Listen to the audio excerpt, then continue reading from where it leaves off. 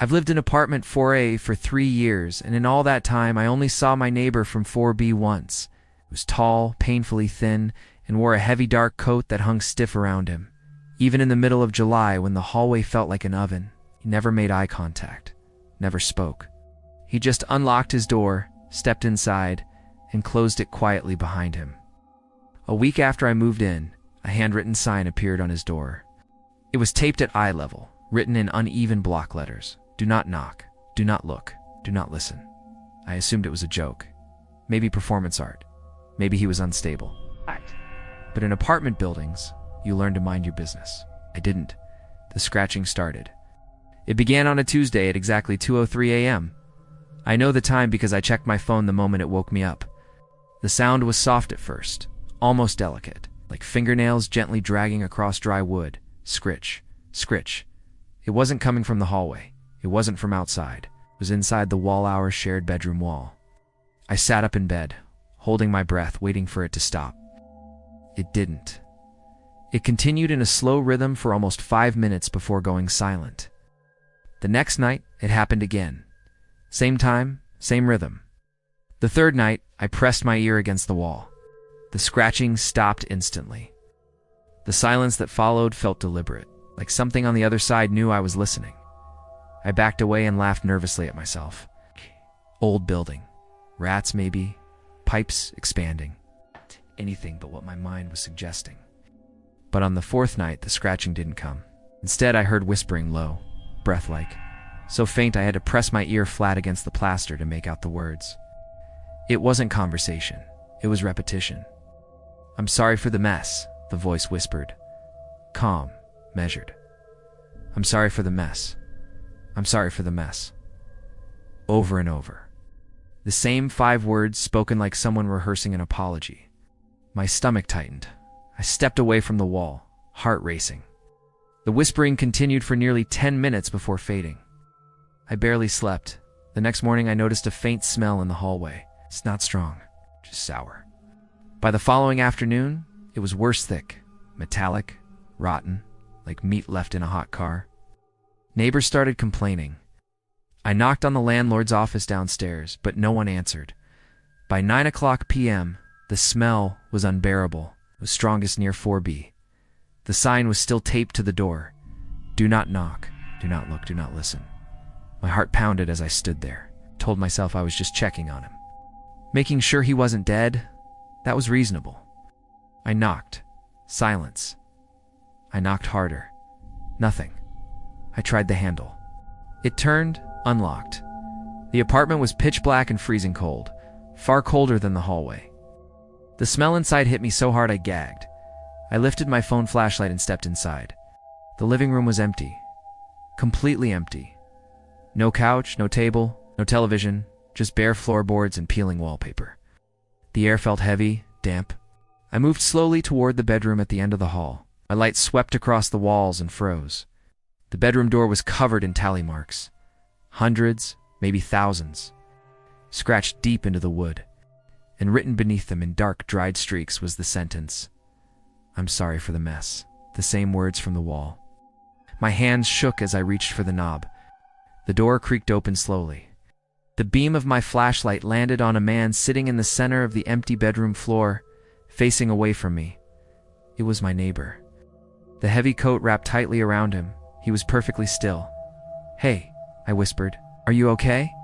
He didn't respond. Then the scratching started again. But this time it wasn't coming from the walls. It was coming from inside his coat. Scritch, scritch, scritch. The fabric shifted slightly with each movement. I stepped closer despite every instinct telling me to run. Sir, my voice trembled. I reached out and touched his shoulder. The material beneath my fingers didn't feel like wool. It felt warm, soft, like stretched skin. In one unnatural motion, his head rotated 180 degrees without his body moving. I stumbled backward. His eyes were gone, just 2 dark, jagged cavities. His mouth wasn't horizontal, it was vertical. A slit running from nose to chin, held together by rusted metal staples. He didn't blink, he didn't breathe. He slowly raised a long gray finger and pointed toward the wall we shared. My phone vibrated violently in my hand. Unknown number. You listened. My pulse roared in my ears. Another message appeared. Now you help. The scratching intensified. His coat began to twitch violently. The seams stretched outward as if something inside was pressing against it. Then I saw them. Fingers. Dozens of thin gray fingers pushing against the inside of the coat, distorting it like something trying to crawl out. The air temperature dropped sharply. My flashlight flickered. I turned toward the shared wall. A small circular hole had been drilled through it perfectly round, at eye level. I stepped toward it without thinking. Slowly, carefully, I pressed my eye to the hole. I wasn't looking into my bedroom. I was looking into a version of my bedroom. The layout was the same, the furniture identical, but the lighting was wrong, dimmer, yellowed. On the bed, I was asleep, peaceful, unaware. Standing beside the bed was someone else. It looked exactly like me. Same hair, same clothes. But its posture was wrong, jerky, unnatural. In its hand were rusted staples. It leaned over the sleeping version of me and began pressing the staples into his mouth. One by one. Staple, staple, staple. I tried to scream, but no sound came out. Behind me, the thing in the coat began whispering again. Only now it wasn't one voice. It was dozens layered together. I'm sorry for the mess. My phone buzzed again, which the version of me in the other room stopped stapling, slowly lifted its head and turned toward the wall, toward me. Even though its mouth was sealed shut, it was smiling. The hole in the wall widened suddenly with a cracking sound. Splinters burst outward. A gray hand shot through and grabbed my wrist. I felt myself being pulled forward.